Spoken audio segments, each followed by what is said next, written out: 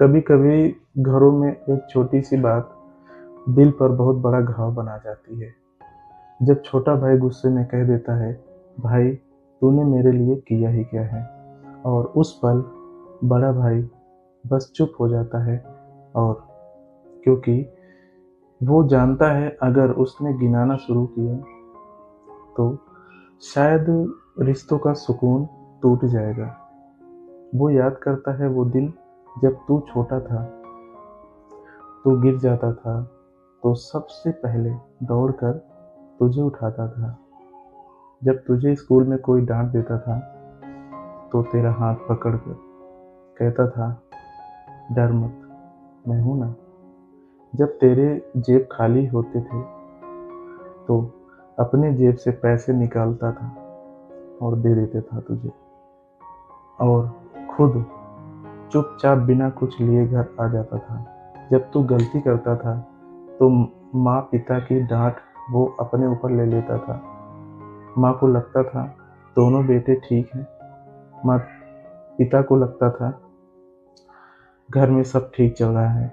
पर सच ये है कि बड़ा भाई चुपचाप तेरी दुनिया को आसान बना रहा था। उसने कई बार अपने सपने छोड़े ताकि तू अपने सपनों तक पहुंच सके। उसने कई बार अपनी खुशी दबाई ताकि तेरे चेहरे पर मुस्कान बनी रहे। लेकिन उसने कभी तुझे ये सब बताया नहीं, क्योंकि बड़ा भाई कभी अपने एहसान गिनाते नहीं। माँ पिता शायद उन्हें भी कभी पता नहीं चला कि उनके दोनों बेटों में से एक बेटा दूसरे बेटे के लिए चुपचाप दीवार बनकर खड़ा था।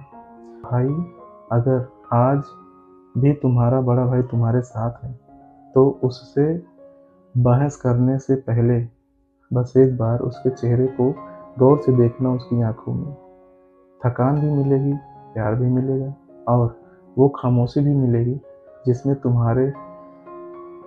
तुम्हारे लिए हजार कुर्बानियाँ छापी होंगी। और माँ पिता, अगर आप ये सुन रहे हो तो कभी कभी बड़े बेटे से भी पूछ लिया कीजिए, बेटा तू कैसा है।